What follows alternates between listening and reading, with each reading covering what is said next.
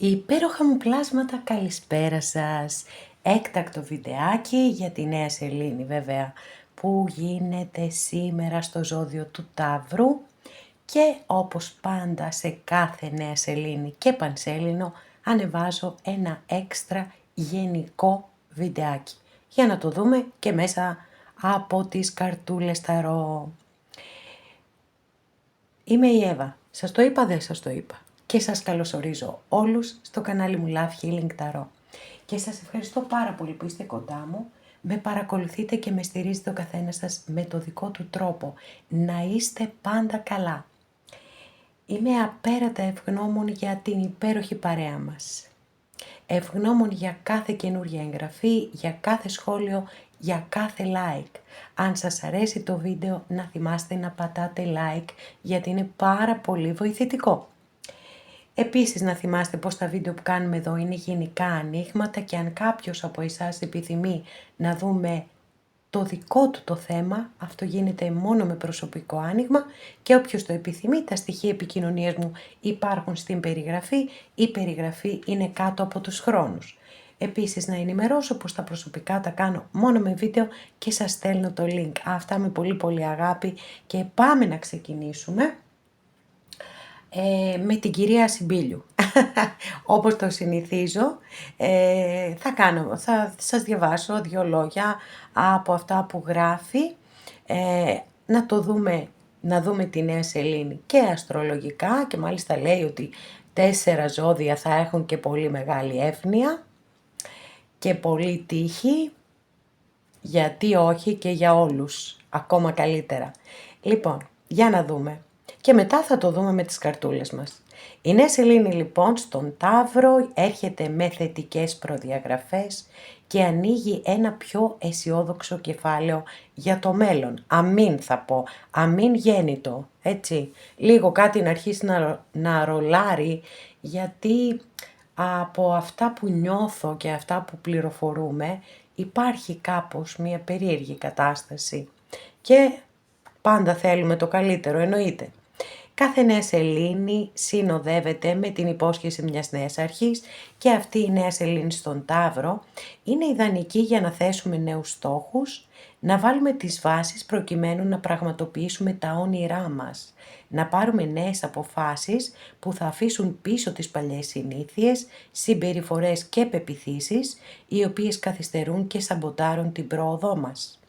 Να μην ξεχνάμε ότι σε αυτό το ζώδιο, του Ταύρου δηλαδή, βρίσκεται και ο πλανήτης της τύχης Οδείας, που είναι σε σύνοδο με τη Νέα Σελήνη και μας βοηθά να κοιτάμε το μέλλον με περισσότερη αισιοδοξία. Επίσης η Νέα Σελήνη ενεργοποιεί τη σύνοδο Δία Ουρανού, που ήταν ακριβίας 21 Τετάρτου του 24, αφού σχηματίζει σύνοδο και με τον ουρανό, τον πλανήτη της ανεξαρτησίας, της επανάστασης, των ξαφνικών ευκαιριών και των απρόσμενων καταστάσεων και μπορεί να παρουσιαστούν ουρανοκατέβατες ευκαιρίες ή ανατροπές που θα μας ξεβολέψουν.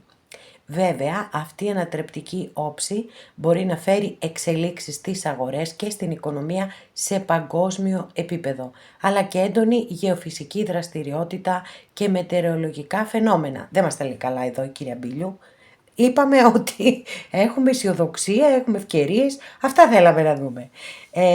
Το ζώδιο του Ταύρου σχετίζεται με το χρήμα, την ύλη, τις αξίες αλλά και την αυτοεκτίμηση.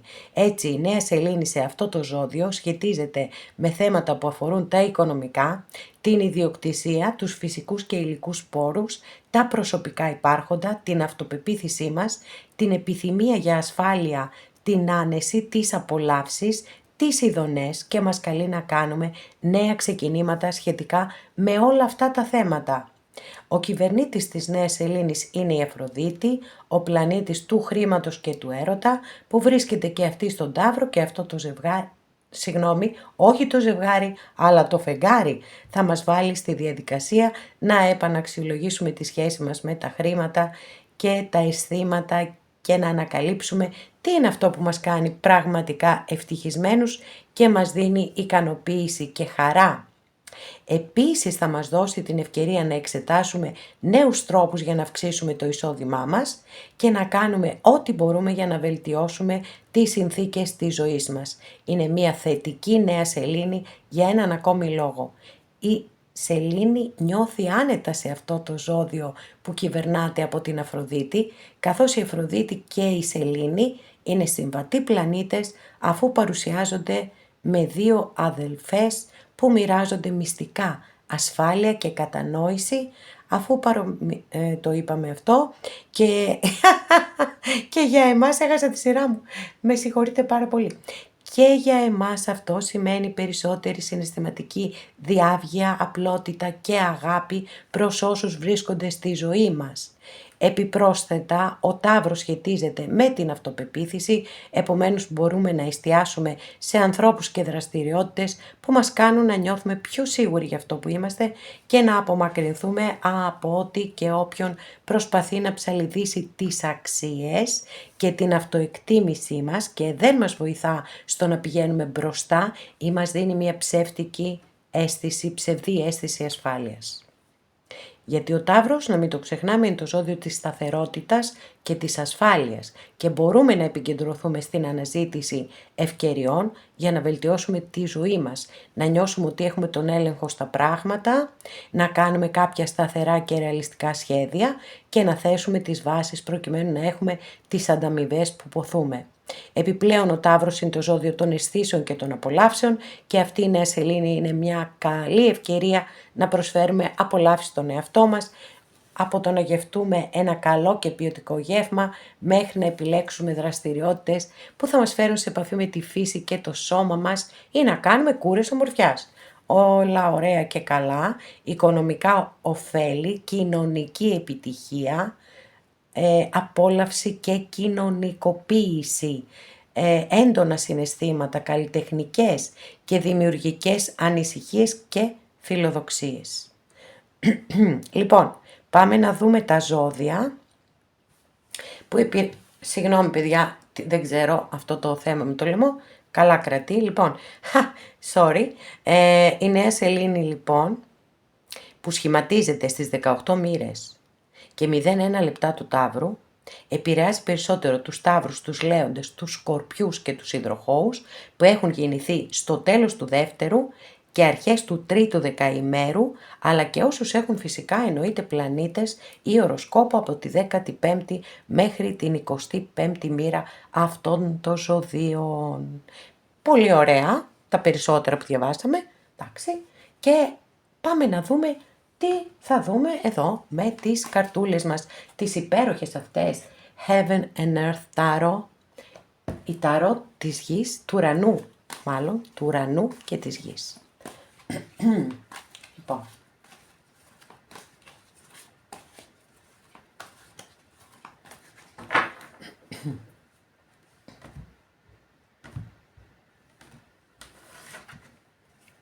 wow,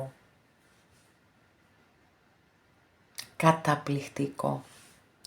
Καταπληκτικό. Ξεκινάμε πάρα πολύ δυναμικά. Είναι απίστευτο έτσι. Με μια υπέροχη κάρτα η οποία φέρνει έτσι το ουράνιο τόξο που σχηματίζεται με 10 κούπες μετά από μια καταιγίδα, μετά από μια δυσκολία και πραγματικά εδώ έχουμε την απόλυτη κάρτα έτσι της συντροφικότητας, αλλά παράλληλα το όριμο συναίσθημα, έτσι, σε θέλω, έτσι σ' αγαπώ και σε επιλέγω. Πάρα πολύ ωραία κάρτα, καταπληκτική. Είναι μία από τις κάρτες που υποδηλώνουν και το γάμο, να ξέρετε. Πάρα πολύ ωραία. Γενικά είναι μία κάρτα, είναι το ζενίθ των συναισθημάτων. Είναι πετυχαίνω τα όνειρά μου, τους στόχους μου, πέραν ας πούμε των αισθηματικών και των ερωτικών. Έχει πάρα πολλές θετικές προεκτάσεις η κάρτα, είναι εξαιρετική, μιλά για αμοιβαιότητα, μιλά για αγαπημένες οικογένειες, έτσι. Πάρα πολύ ωραία κάρτα.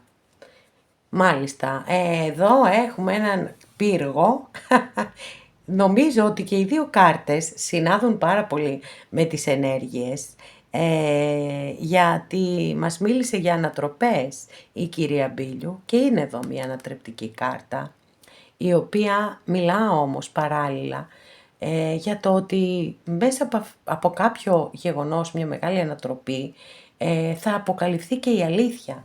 Και αυτό είναι το σημαντικό στη συγκεκριμένη κάρτα, έτσι, που είναι ο πύργος και τον χτυπούν οι κεραυνοί και τελικά τον γκρεμίζουν. Όμως, όπως το λέω πάντα, γιατί είναι πάρα πολύ σημαντικό, ποτέ ο πύργος δεν μπορεί, ένας πύργος με θεμέλια, με γερές βάσεις, δεν μπορεί να γκρεμιστεί. Μόνο ένας σαθρός πύργος μπορεί να γκρεμιστεί. Και πολλές φορές είναι μια προειδοποιητική κάρτα, προκειμένου εσείς να βάλετε στη θέση τους όσα πρέπει να βάλετε.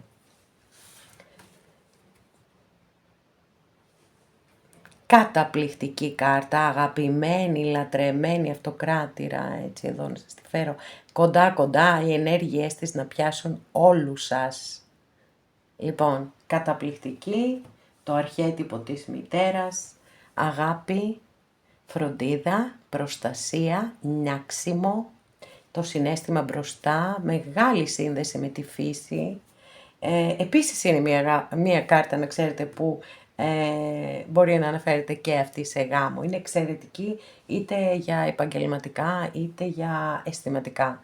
Και ξέρετε, επειδή ακριβώς εδώ στη μέση είναι ο πύργος και δεξιά και αριστερά έχουμε δύο πολύ ωραίες κάρτες, ιδιαιτέρως βέβαια εδώ που έχουμε και μεγάλη αρκάνα, πιο υψηλή ενέργεια, να σας πω ότι πιστεύω έτσι, ότι είμαστε απόλυτα συντονισμένοι, το άνοιγμα, σύμφωνα με αυτά που σας έχω διαβάσει από την κυρία Μπίλιου, ότι κάποια πράγματα θα γκρεμιστούν, που πρέπει να γκρεμιστούν και θα γίνουν, υπάρξουν μετά από αυτό πάρα πολύ θετικές εξελίξεις.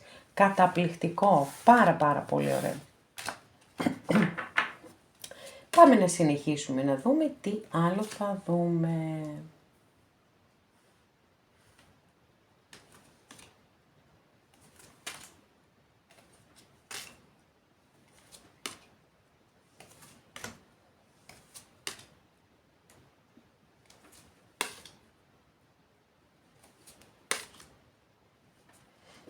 Λοιπόν,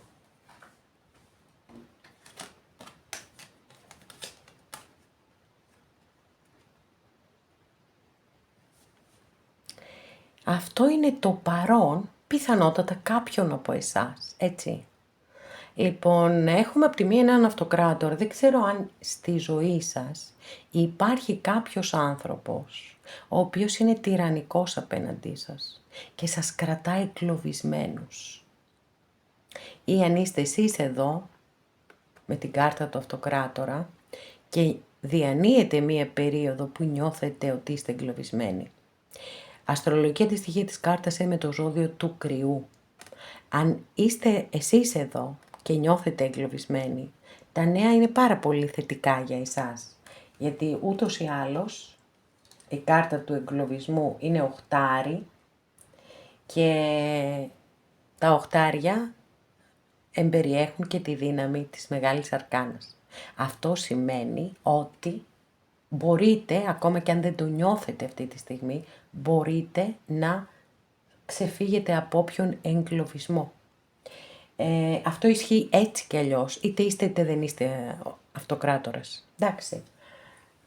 Γιατί μπορεί έτσι κάποιοι να υπάρχει στη ζωή σας ένας τυραννικός άνθρωπος, που δεν είναι κατά ανάγκη ότι είναι σχέση, μπορεί να είναι πατέρας, μπορεί να είναι προϊστάμενος, μπορεί οτιδήποτε, έτσι να μην το περιορίζουμε μόνο στα ερωτικά. Η ζωή μας έχει και άλλες κατευθύνσεις, δεν έχει μόνο μία. Σε κάθε περίπτωση, αν είστε εσείς εδώ και νιώθετε αυτόν τον εγκλωβισμό, ο αυτοκράτορας πάντα λέει να βάλετε μπροστά τη λογική και να μην διστάσετε να διεκδικήσετε ή ακόμα και να απαιτήσετε αυτά που θέλετε και αυτά που δικαιωματικά σας ανήκουν. Είναι μια κάρτα τεράστιας δύναμης εδώ. Έτσι, να ξέρετε ότι ό,τι βιώνετε είναι προσωρινό. Δεν είναι δυνατόν να έχουμε δίπλα έναν αυτοκράτορα και να να είμαστε σε μια τέτοια φάση, μπορούμε να είμαστε, αλλά θα φύγουμε από εκεί. Και αν για κάποιους από εσάς είναι στη ζωή σας ένας τέτοιος άνθρωπος, θα βρείτε τον τρόπο να απεγκλωβιστείτε. Αρκεί να το θέλετε πάντα, έτσι. Λοιπόν, όσοι εδώ έχετε οδηγηθεί από κάποια μάχη που δεν καταφέρατε να την κερδίσετε και που νιώθετε ότι νιώσατε μάλλον, γιατί είναι παρελθοντική κάρτα, ότι αποχωρήσατε ηττημένοι. Η κάρτα λέει ότι δεν υπάρχουν νικητές και νικημένοι, γιατί πάντα και οι δύο πλευρές κάτι κερδίζουν και κάτι χάνουν. Και αν με ψυχραιμία και λογική, όπως συμβουλεύει και ο Αυτοκράτορας, σκεφτείτε και δείτε ότι δεν μπορείτε να κερδίσετε αυτή τη μάχη, αφήστε την. Δεν είναι όλες οι μάχες ούτε για να τις δίνουμε, ούτε για να τις κερδίζουμε, έτσι. Προπάντων να μην τις δίνουμε, για να μην μπαίνουμε και σε τέτοιες διαδικασίες. Πρόσφατο παρελθόν, ερημίτης, αστρολογική αντιστοιχεία της κάρτας με το ζώδιο της Παρθένου. Μπορεί κάποιοι από εσάς, βιώνοντας αυτή τη δυσκολία που έχω περιγράψει μέχρι εδώ, να αποφασίσατε έτσι να αναζητήσετε την αλήθεια μέσα σας, γιατί ακριβώς αυτό συμβουλεύει ο ερημίτης. Είναι όταν μετά από μια δυσκολία που βιώνουμε στη ζωή μας, στρεφόμαστε προς τα μέσα μας και αναζητάμε την αλήθεια, τη δύναμη μέσα μας, κάνουμε έναν επαναπροσδιορισμό της ζωής μας και εκεί είναι που γινόμαστε και σοφότεροι και συνειδητοποιούμε πόσο μεγάλη δύναμη έχουμε. Πού οδηγείται η κατάσταση σε πρώτη φάση? Λοιπόν, παιδιά, για κάποιους σημαίνει εδώ το οριστικό τέλος, εντάξει, από αυτή τη σχέση, δηλαδή ότι θα πρέπει και εσείς να το πάρετε απόφαση, μπορεί να νιώθετε πληγωμένοι, προδομένοι, έτσι όλα τα αρνητικά συναισθήματα, παρόλα αυτά θα πρέπει σιγά σιγά, από εδώ πιο κάτω δεν έχει. Από εδώ έχει μόνο ξαναπατώ στα πόδια μου, πολύ πιο δυνατός και με ψηλά το κεφάλι συνεχίζω τη ζωή μου. Άρα λοιπόν κάτι οδεύει προς το κλείσιμο του κύκλου, προς το τέλος του. Ό,τι και αν είναι αυτό, γιατί ευχάριστο δεν είναι με αυτή τη δύσκολη κάρτα. Εν τω μεταξύ είναι απίστευτο που όταν κάνω αυτά τα ανοίγματα, που είναι και γενικά ανοίγματα, δεν θέλω, τέλος πάντων, δεν είναι στις προθέσεις μου να είναι αισθηματικά. Πώς γίνεται να στρέφονται προς τα εκεί, δεν ξέρω κι εγώ. Λοιπόν, εδώ, στο μέλλον, μια καταπληκτική κάρτα, κοιτάξτε εδώ, τον βλέπετε, είναι ο ήρωας και ο νικητής που επιστρέφει δαφνοστεφανωμένος. Άρα λοιπόν, κάποιοι, εγώ για όλους το εύχομαι ανεξαιρέτως, θα κερδίσετε μια πάρα πολύ μεγάλη μάχη. Θα γίνετε ήρωες και νικητές. Ίσως τελικά αποφασίσετε να ξαναδώσετε αυτή τη μάχη. Γιατί έχετε τις πιθανότητες, τις δυνατότητες, τις προϋποθέσεις να νικήσετε. Εδώ έρχεται η νίκη πάντως. Είναι ξεκάθαρο, είναι μια πάρα πολύ δυνατή κάρτα και πάρα πολύ θετική κάρτα φυσικά εννοείται. Λοιπόν, πώς βλέπετε τον εαυτό σας εδώ με αυτόν τον υπέροχο άσο σπαθί? Χαίρομαι πάρα πολύ να βλέπετε έτσι τον εαυτό σας και μακάρι όλοι να το βλέπουμε έτσι τον εαυτό μας. Γιατί τι κάνει αυτός ο άσος? Προσπαθεί να διαλύσει οποιοδήποτε σύννεφο αβεβαιότητας, να αφήσει στην άκρη το συναίσθημα και με αυτό το ξύφος που συμβολικά είναι το μυαλό, η δύναμη του μυαλού, να φτάσει στην αλήθεια. Μέσα από την λογική, έτσι, και υπενθυμίζει την τεράστια δύναμη του μυαλού.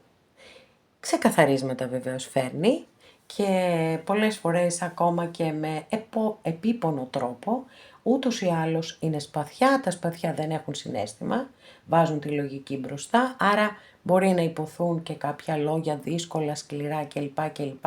Αλλά σίγουρα θα γίνει ξεκαθάρισμα.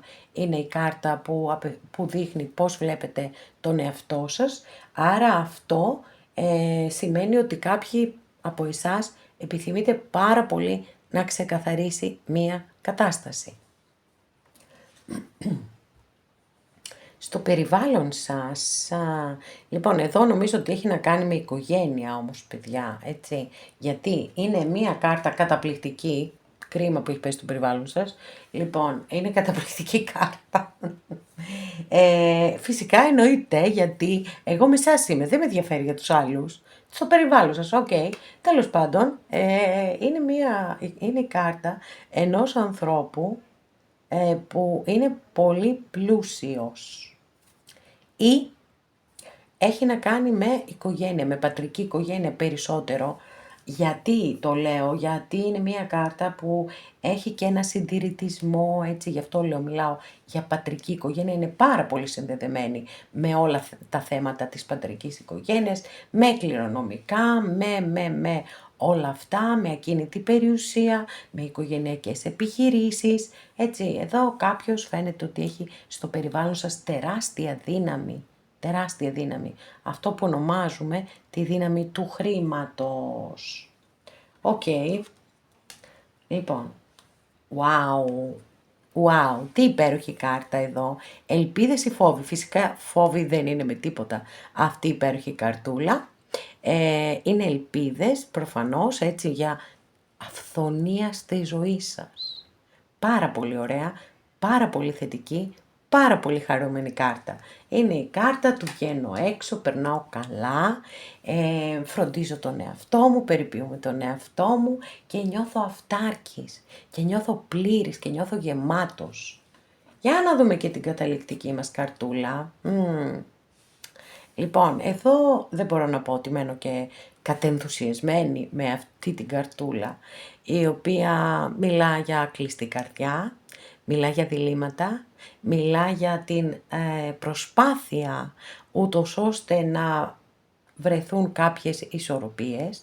Είναι πολύ εύθραυστη όμως η ισορροπία της κάρτας, φέρνει μία προσωρινή ανακούφιση, αυτό το ουφ που λέμε, χωρίς να βέβαια να δηλώνει να είναι ούτε νίκη ούτε ήττα για καμία από τις δύο πλευρές.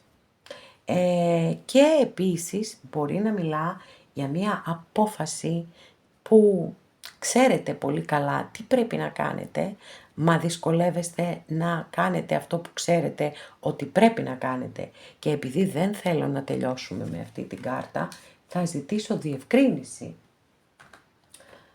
Με την ευχή και την ελπίδα ότι θα κλείσουμε με μια καλύτερη καρτούλα. Εντάξει, για να δούμε τι θα δούμε.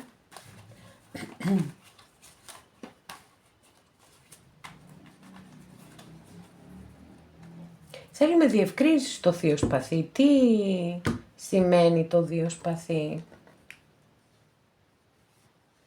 Λοιπόν, πάρα πολύ ωραία κάρτα, παιδιά. Μα μία καταπληκτική κάρτα, έτσι, γιατί είναι ο άσος μπαστούνι. Και βεβαίως το ξέρω πάρα πολύ καλά ότι είναι μία κάρτα η οποία έχει συνδεθεί με την ερωτική πράξη. Αλλά βεβαίως δεν είναι μόνο αυτό.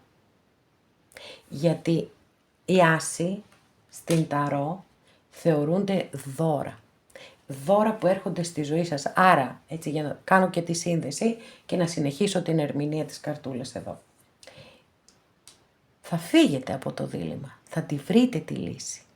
Εντάξει, ή θα πάρετε την απόφαση και αυτό θα σας οδηγήσει σε ένα καταπληκτικό, δημιουργικό καινούριο ξεκίνημα, γιατί μπορεί να είναι άσος, μπορεί να μην μπορεί να εξασφαλίσει τι θα γίνει μακροπρόθεσμα, όμως παρόλα αυτά είναι ο άσος που λέει θέλω να δημιουργήσω και σας λέει μπορείς να το κάνεις. Είναι εξαιρετικός ιονός.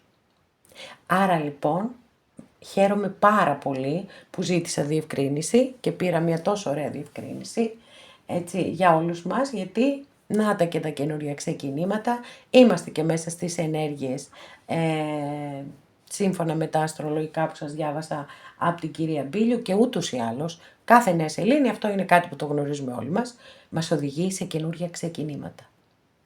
Οπότε, ιδού το καταπληκτικό καινούριο ξεκίνημα, με πάρα πολύ δυναμισμό, με πάθος, με ένταση, με αισιοδοξία, με όλες τις ενέργειες και τις ποιότητες της φωτιάς και δημιουργικότητα. Καθώς επίσης, όπως σας είπα, δίνει και την υπόσχεση ότι ναι, μπορείς να τα καταφέρεις. Τι καλύτερο από αυτό. Λοιπόν, άρα κάποιοι βιώνετε μια δύσκολη φάση ζωής και πιθανότατα νιώθετε και εγκλωβισμένοι σε μια κατάσταση και πάρα πολύ πληγωμένοι και προδομένοι και όλα αυτά τα δυσάρεστα συναισθήματα. Παρόλα αυτά όμως βρίσκετε τη δύναμη να κάνετε μια ενδοσκόπηση και μια εσωτερική διαδρομή και μέσα από αυτή την πορεία καταφέρνετε να κλείσετε έναν κύκλο πόνου και να στεφθείτε νικητές. Πολλές φορές, έτσι, μπορεί η νίκη να είναι μια εσωτερική νίκη, ότι καταφέρνετε να κλείσετε αυτόν τον δύσκολο κύκλο ζωής. Ξεκαθαρίσματα, όλα ξεκάθαρα πια, κανένα σύννεφο αβεβαιότητας. Κάποιος εδώ ποιος είναι αυτός ο πλούσιος, δεν ξέρω παιδιά. Δεν ξέρω, θα ξέρετε εσείς μια και είναι στο περιβάλλον σας. Πάρα πολύ θετική κάρτα εδώ στις ελπίδες ή φόβους, πληρότητα, αυθονία σε κάθε επίπεδο της ζωής σας και εσωτερική πληρότητα και συναισθηματική πληρότητα. Και ευτυχώς, όπως είδαμε, το όποιο δίλημμα ξεκαθαρίζει και αυτό, οι αποφάσεις παίρνονται και οδηγείστε σε ένα καινούριο δυναμικό και υπέροχο ξεκίνημα. Και φυσικά εννοείται σας το εύχομαι ολόψυχα. Αγαπημένες και αγαπημένοι, εδώ ολοκληρώσαμε και αυτό μας το άνοιγμα. Σας ευχαριστώ πάρα πολύ που είστε κοντά μου και με παρακολουθείτε. Μέχρι την επόμενη φορά να είστε όλοι καλά. Σας φιλώ γλυκά.